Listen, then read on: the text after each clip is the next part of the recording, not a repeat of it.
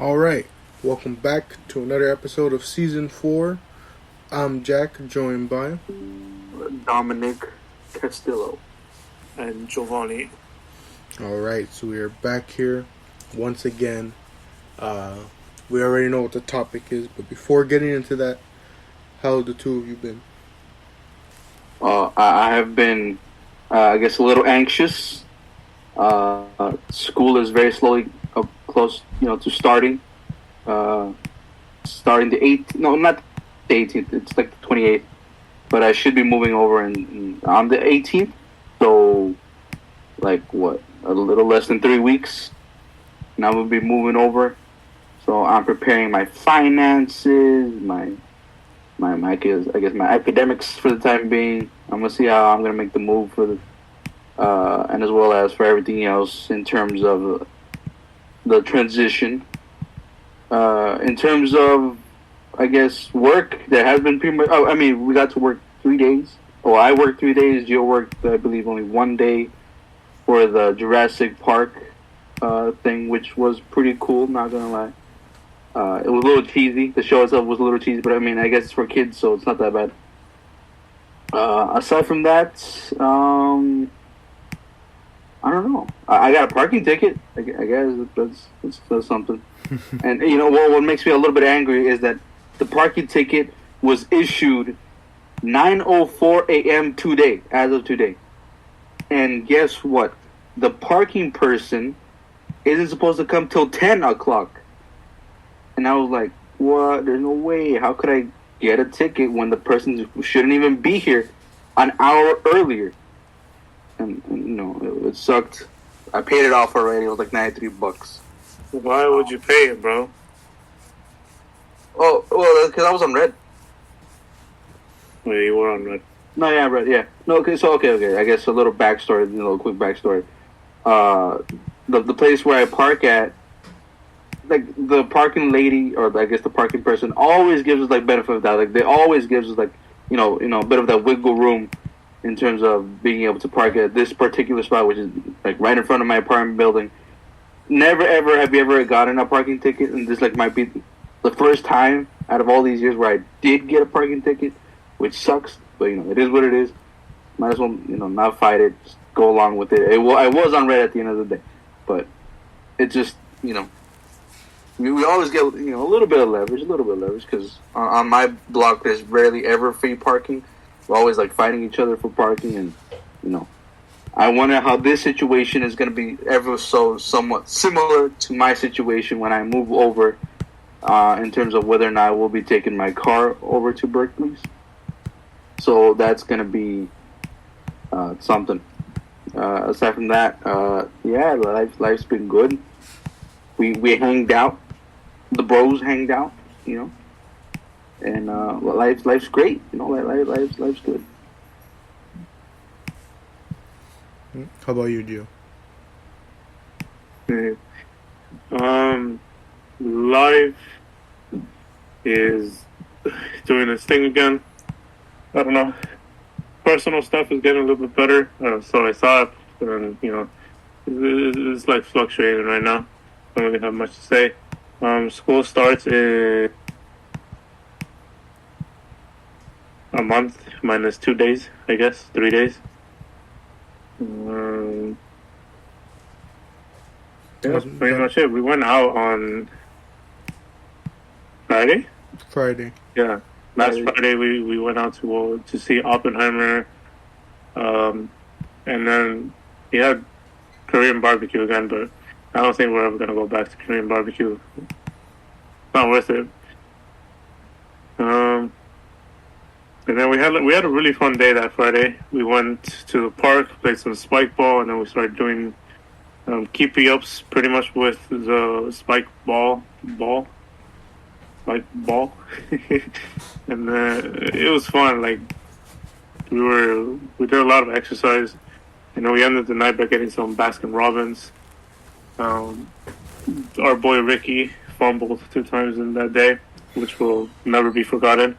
I think the first one is the funniest because of the fact that he just completely ignored the person. Yeah. Should we tell the story? I guess it's fine, right? I guess So it's just a basically, funny we story. on our way back from Korean barbecue, we passed by like this. Like in Burbank, usually on the weekends they usually have like, I guess if you would want to call it like, I don't know, like a bunch of I guess local slash like what's the word?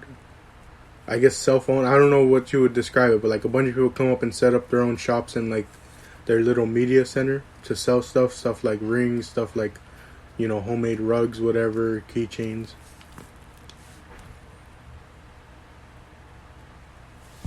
We we were walking. I actually didn't witness this, but you know, I heard about it. Apparently, a woman or young a young woman came up to Ricky. What did she say? I don't remember what was said to him. I just remember like she said something to him, and he completely ignored her. Yeah, and that was weird. I think maybe we misunderstood her intentions, but it's still funny. And then the second time when we went to Baskin Robbins, he told us that he found one of the what would you call them? Ice cream. One of the workers, simple. One of the workers, yeah. He told us that he found one of the workers really attractive, and you know, he was like, "Oh, I'm gonna go ask for her number," and then he's like, "No, never mind. It's not the time or the place." And then I was trying to gas him up, like I was really encouraging him to do it because like my boy Ricky, he can pull, you know, he has that riz on him. And then after like what was it, like 5-10 minutes of trying to gas him up, he's like, fine, I'll go. And then he goes up to what he asked for. He went to ask for a lid. Yeah, he was going to ask for a lid, and he's like, what did he say? Oh, can I have a cup of water? Yeah, he's like, can I? No, he said like he hit the part where he hesitated. He's like, also, can I have and he's like, can I have a cup of water? And then we're like, oh my god, dude, this guy cannot be serious. And then after that, we were just all like, the second hand embarrassment was way too strong, and then we was like, nah, let's just leave, bro. We can't stay here any longer. And then he had his chat. He had enough time and a proper chance to ask for her number. And then when we get home on Instagram, what was it, on Discord? He's like, "Bro, I'm so mad at myself. Why didn't I ask for her number?"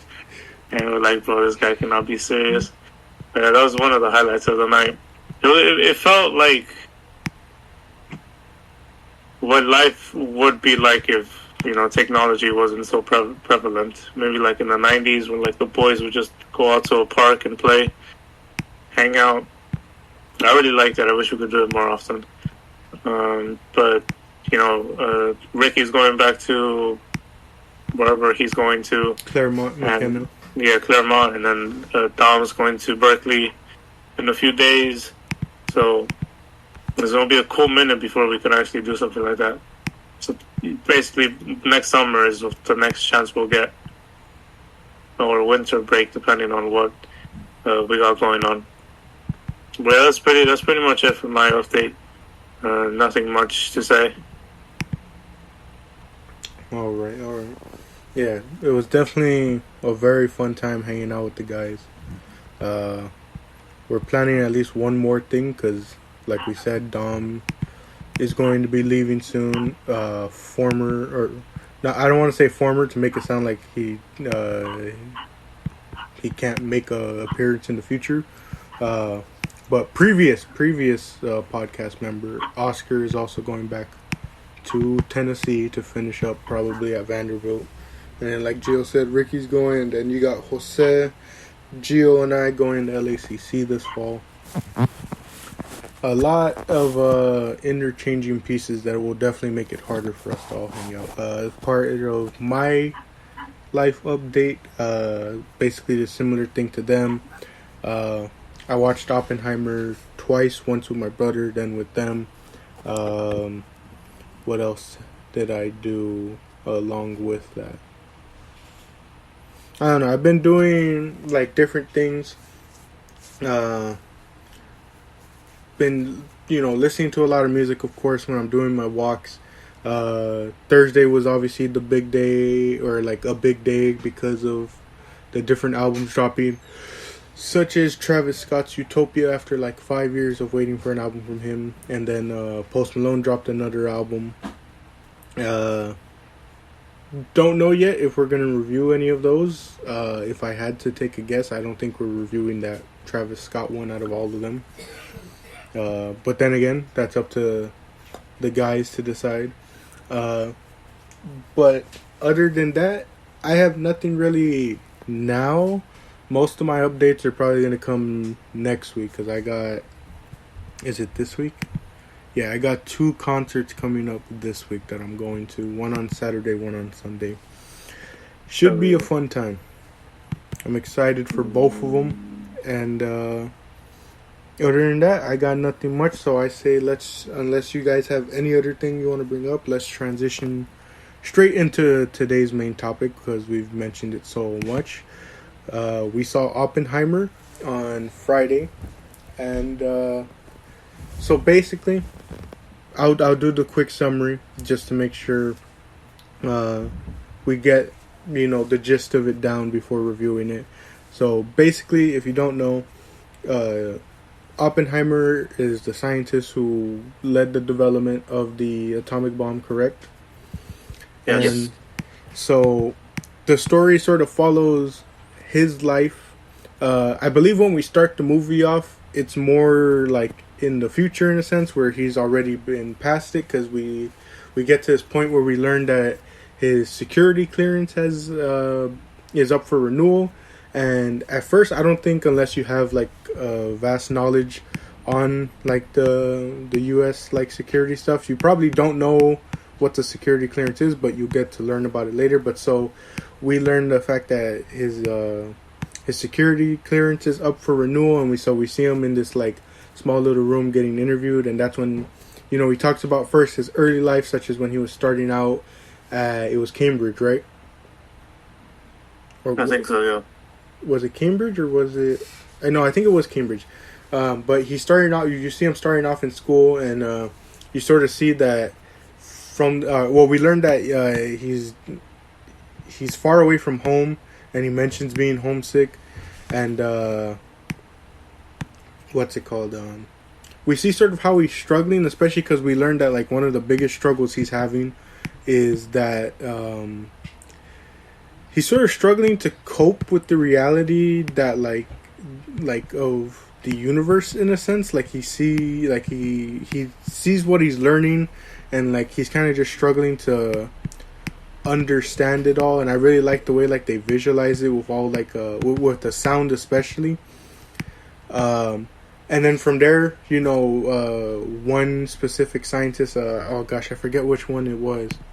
I forget the scientist's name, but he basically encourages him, that like if he's struggling here, go out and travel and find what he needs. The way he describes it to him is to listen to the music, because he was saying, everyone can, what did he say? Everyone can learn music, or everyone can hear it? No, everyone can read music. Like, everyone could read like sheets of music, but not everyone can hear it. Hear music. Yeah, so he encouraged him to go hear the music by exploring different regions, and that leads him to Germany. Wait, no, was it Germany? No. Wait, was it? Do you guys remember?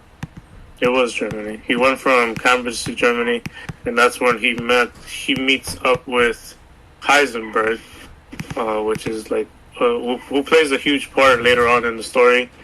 And I watched the video of his life, so basically to summarize it, he spends many years with Heisenberg, studied under him and with him, and as Heisenberg was progressing in his work, much of Oppenheimer's early work was just building off of what Heisenberg did in his papers.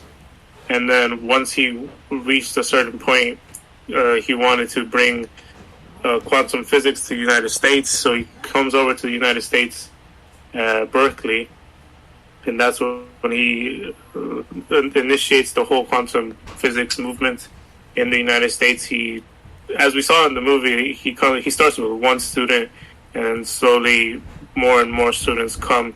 The interest builds of quantum physics in Berkeley specifically, to the point where he has a full classroom of students who are, from what we see in the movie, incredibly intrigued by this new branch of science, I guess.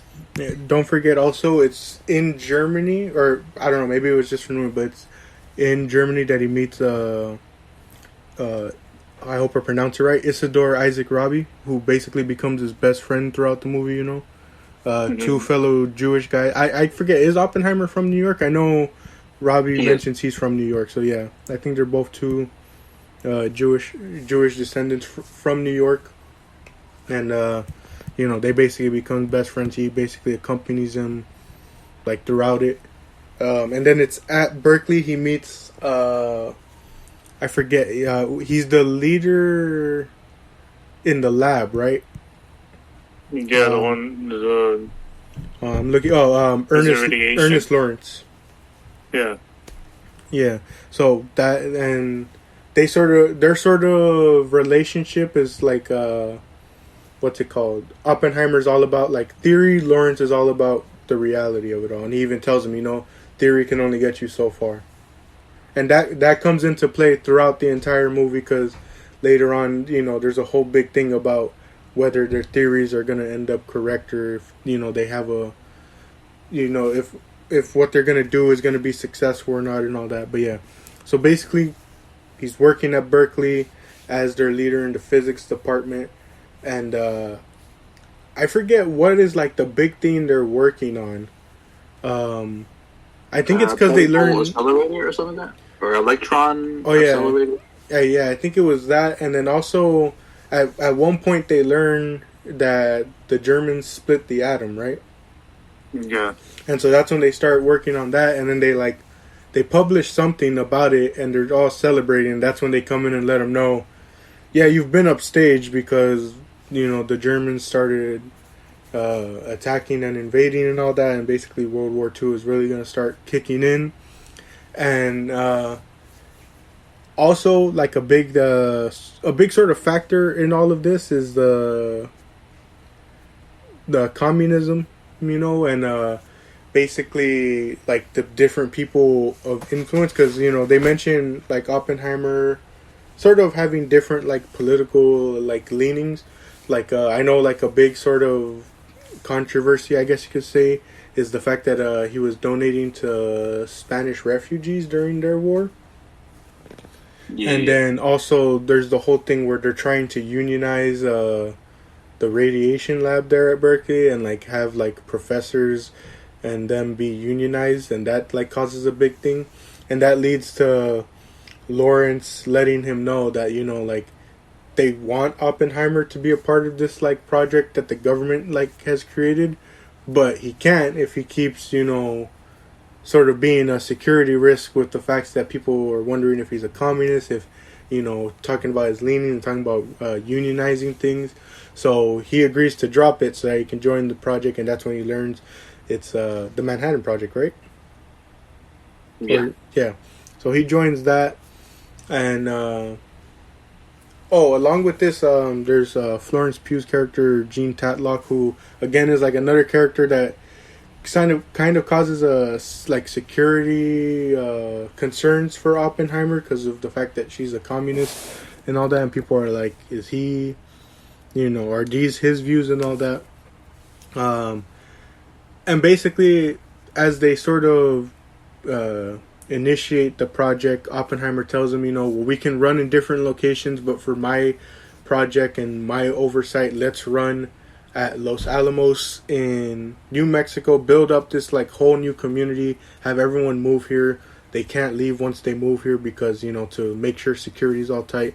And that's when we get introduced to a bunch of characters like Leslie Groves, played by Matt Damon, who's like the general and supposed to be the, you know, head of security, watching over all that, clearing all the different scientists.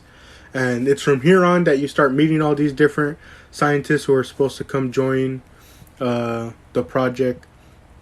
And from there they start working on the project. Obviously, one of the biggest I wouldn't say like opposing, or I guess you could call it like opposers.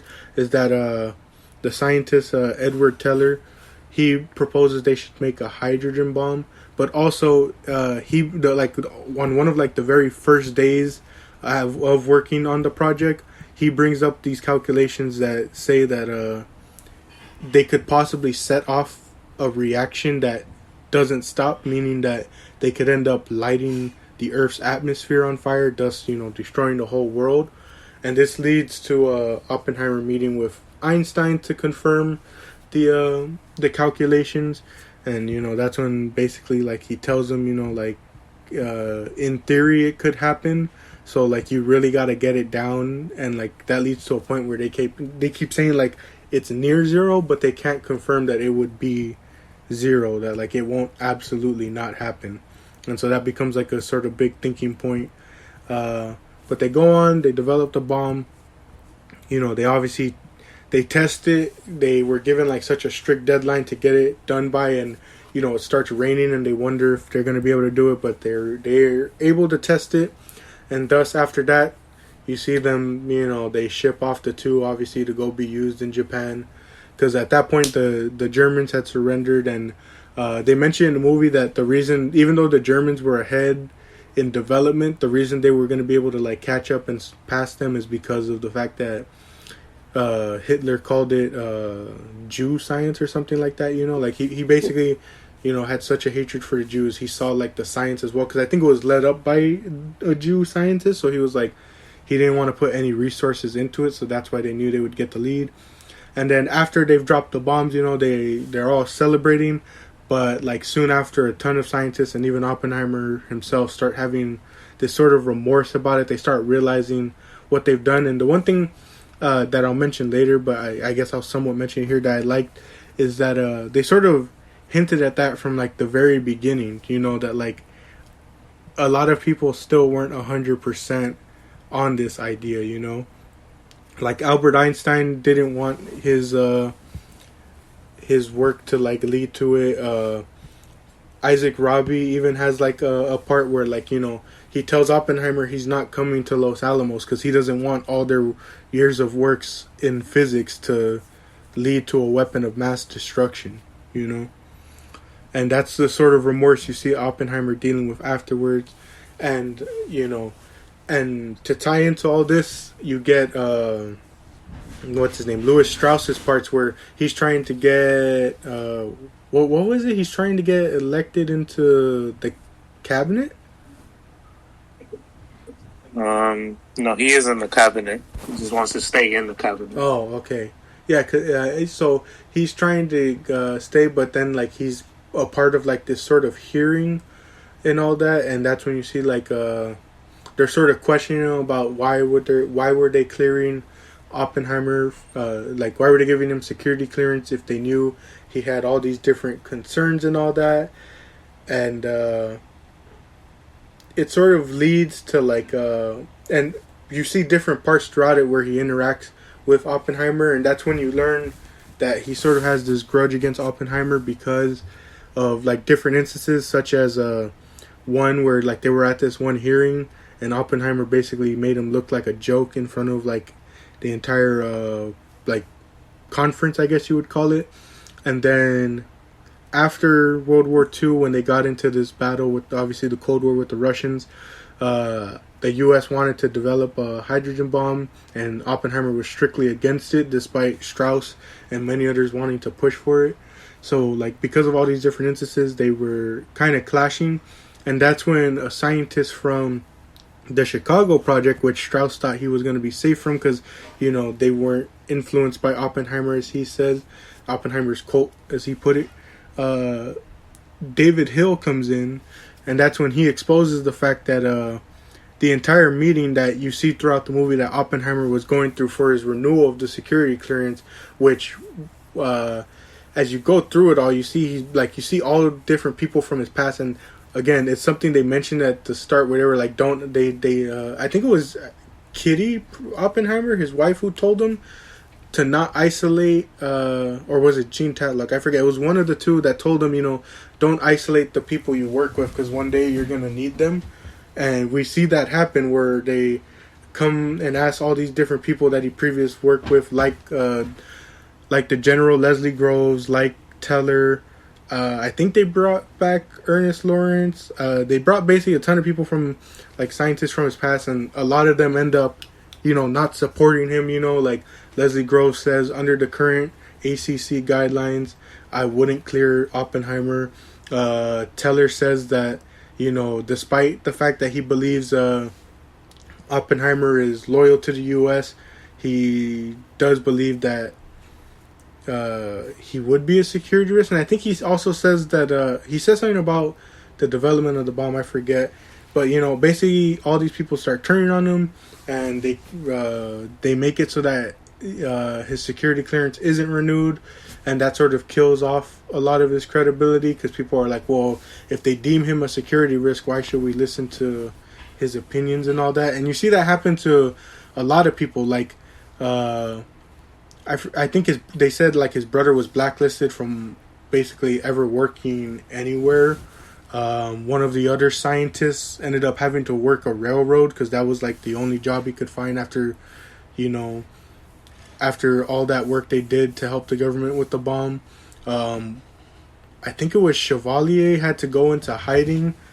And that was basically something they mentioned, like, again, like, it's a lot of foreshadowing in the movie. Like, there was a line where they said, yeah, they need us until they don't. And that's, like, the prime example is, like, after they helped them build this weapon of mass destruction, a lot of them were basically blacklisted because of, security risks, if you want to say, even though it's like, well, you approved their security clearance to work on the project, but now it's like you look at them as security risks after the fact. But that's when you learn from David Hill, going back to Lewis Strauss's part, that Lewis Strauss set the whole meeting up so that Oppenheimer wouldn't be cleared, so that his opinion couldn't be trusted by the public, and so that he can stop, having this sort of public influence against the hydrogen bomb. And it's at that point that we learn, because there's one point in the beginning when Strauss was talking about hiring Oppenheimer at Princeton. You see him go and talk to Einstein, and Einstein sort of walks away looking like either angry or disheveled in a way. And that's at the final point in the movie. You learn it's because Oppenheimer tells him, oh, all our work sort of did go into the building of weapons of mass destruction. And also you see this, like, sort of cool part where Einstein tells him, oh, one day, they're going to welcome you back, they're going to give you an award, but just know it's not for you, it's for them. And that's illustrated by when they're giving Oppenheimer his award, you see everyone else sort of celebrating and looking happy, such as Lawrence and Teller and all the different scientists sort of celebrating it. And it's like, well, yeah, it's sort of more of a victory for them than it is for you. And the closing shot of the movie is, again, him and Einstein kind of just talking about the fact that, yeah, all their years of work went towards the weapons of mass destruction. You get this, like, cool visual where you see all the different bombs flying into the air, and like, the last sort of shot is just like Oppenheimer looking very what's the word, shaken by it all, I guess you could say. I know there's probably a lot I've missed, but, like, it's difficult to talk about a 3-hour movie and give a quick summary on it without missing any details. But what did you guys think about it?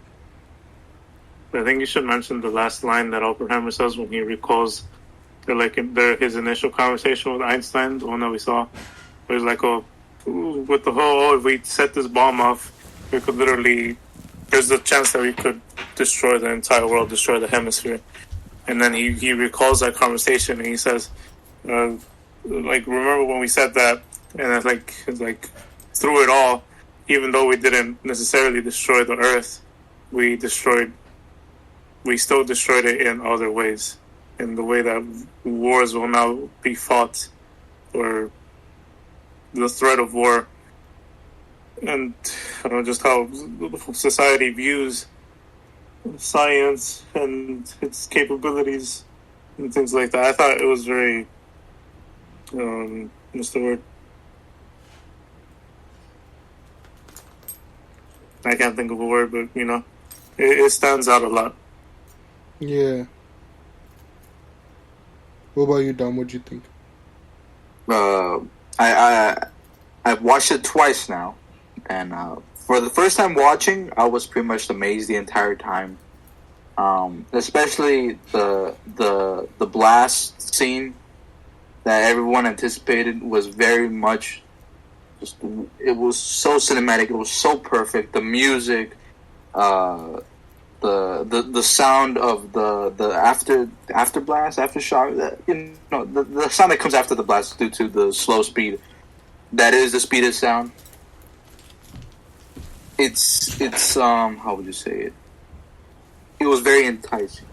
The story in and of itself was pretty good. It was I guess not over dramatized per se. There were some bits that were obviously like a bit odd, like the scene with the wife and then was I guess when Oppenheimer was nude inside the interrogate.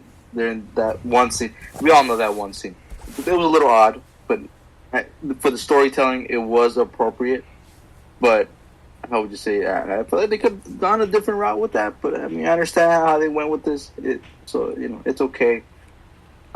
With everything else, I thought it was pretty interesting, and I think the reason as to why, and I'm seeing online and some other people giving their interpretations on some aspects of the movie, and one particular aspect is to why wasn't any of the Hiroshima, or if they could have reenacted the Hiroshima, or the Nagasaki explosions, or at least the aftermath. I think the reason why they didn't show them is because they didn't want to affect any people, or at least to throw in some image as to, to the actual, I guess, effects of the the innocent lives that were lost against those who are actually affected by the actual situation. Like Japanese people per se. And I think there's a reason why they didn't show it, but they did show the scene where all the scientists were all grouped up together in that dark room, while the one person with the I guess the slideshow thing was showing them off the images, 30 minutes, or I think it was a couple of days after the blast, you could see people climbing out of the rubble, but they still managed to die weeks later due to the radiation. And I think that in and of itself, and Oppenheimer looking away as I would assume dead bodies are being shown, shows that he's the cause of it. Well, not the exact direct cause, but he's still pretty much the main player in I guess the poor lives that were lost. And what I also wonder myself is that there's the theory that if Oppenheimer wasn't the one to do it, it would have been done regardless by somebody else. I wonder who else would have been the name or the main person to develop a bomb of this nature if it wasn't Oppenheimer himself. I'm not sure how to explain it, but that's I guess my little theory. If it wasn't Oppenheimer, then who else would have been there to make the bomb first off the bat? Yeah, that was something. What else?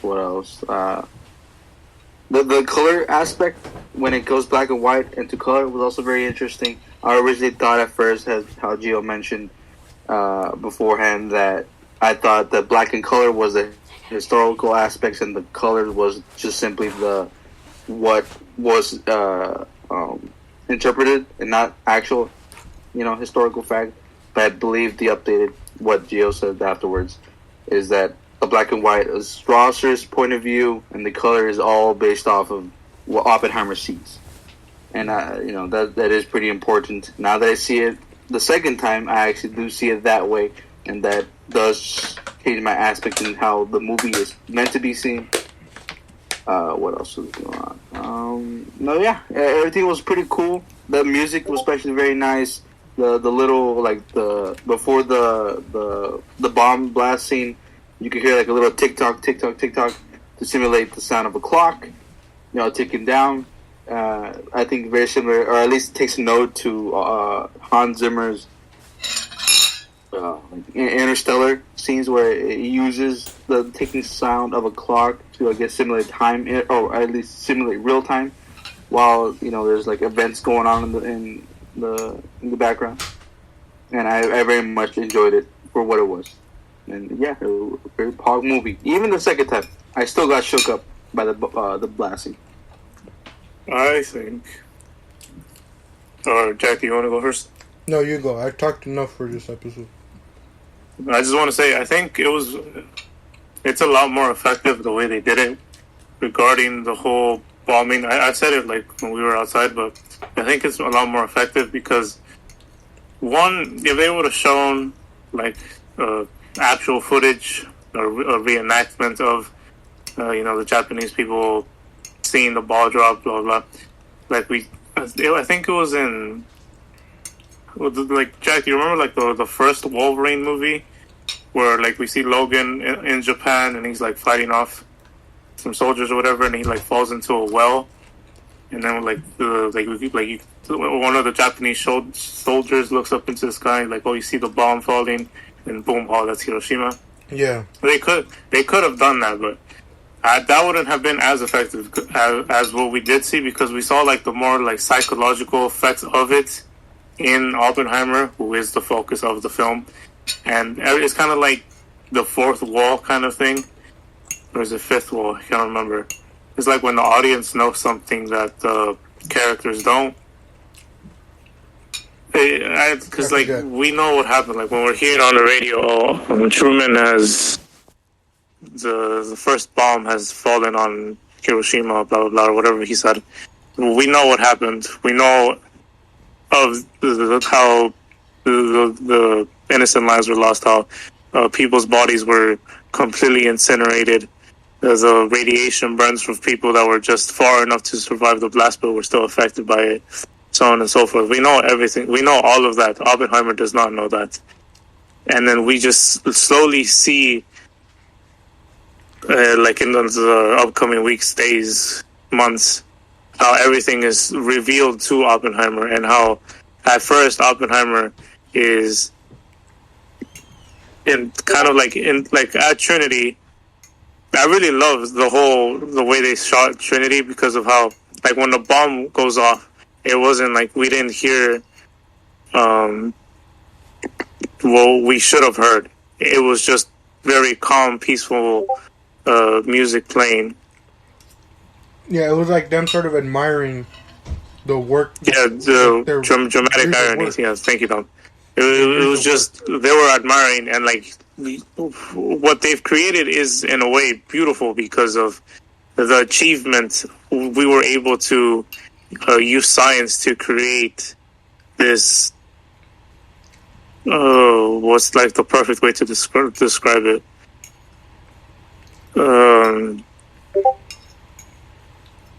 Probably the most dangerous thing in human history. And they're like, oh, our work has paid off. And it is like, without like, if there was like no danger to it, like if it was like all of its lethality was removed from it, if you see like this enormous cloud go up and then you're like, oh wow, that's really cool, that's beautiful. Kind of like they did like, I don't know if you guys saw on Twitter, but they did like a firework thing of it, where like they were able to make a mushroom cloud out of only fireworks. And when you see that, like, oh, that's really beautiful. And that's kind of thing. But then, as Dominic was saying, when like the actual, when the sound comes to you and you hear the enormous boom, you're like brought back to reality. And then that's when you realize that this thing is about to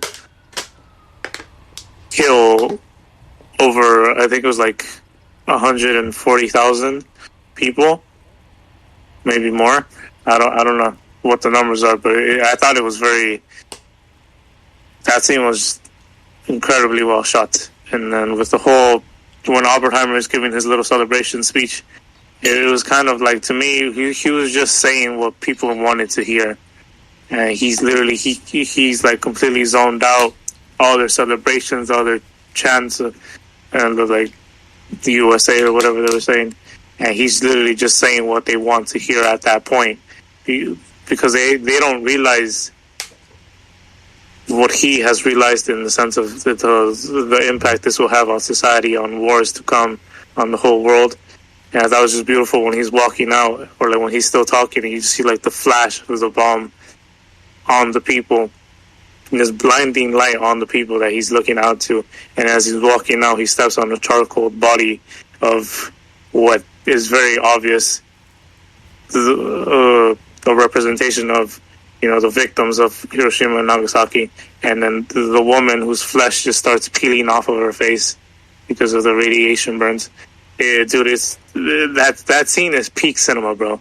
Like, that is a lot more effective to me because it's literally horrifying compared to just watching a CGI shot of fake people being killed. It's literally, this is like, it's horrifying, bro. I was shook. Like, then during that entire part, my anxiety was at an all-time high.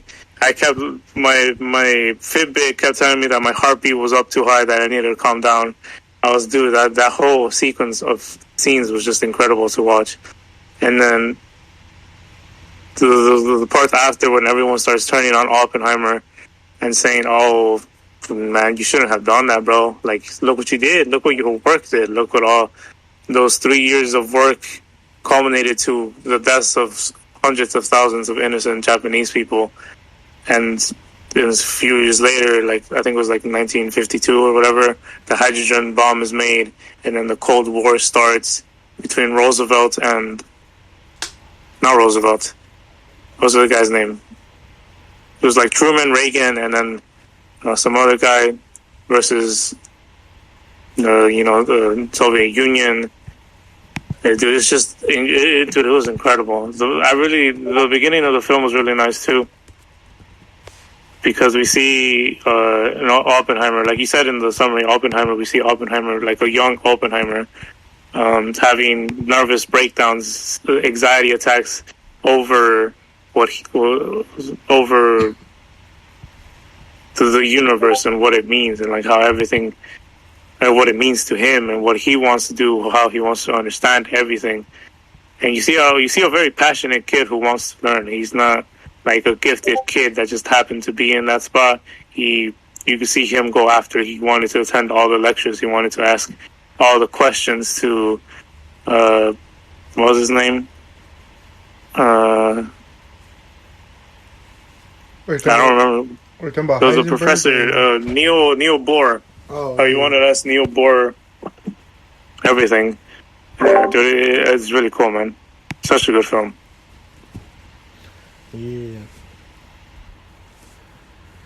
Yeah, the movie was just really, really good. With about 2 minutes left, Gio and I want to keep talking about the movie, so we're going to do a part 2. I don't know. Dom may come back for the part 2. Depends on if he has the time, because he's got to go do something real quick. But for now, that's part 1 of the Oppenheimer review, especially with Dom. But Gio and I will be doing a part 2, just because there's still a little bit more that we want to talk about from the movie, especially because I definitely want to highlight a lot of the different performances we got throughout the movie that were just so really good. Like, this movie's cast was just real good in the movie. But thank you all for joining for this episode of season 4. I've been Jack, joined by Dominic Castillo and Giovanni. Thank you all for joining for this episode, and we'll catch you on part 2.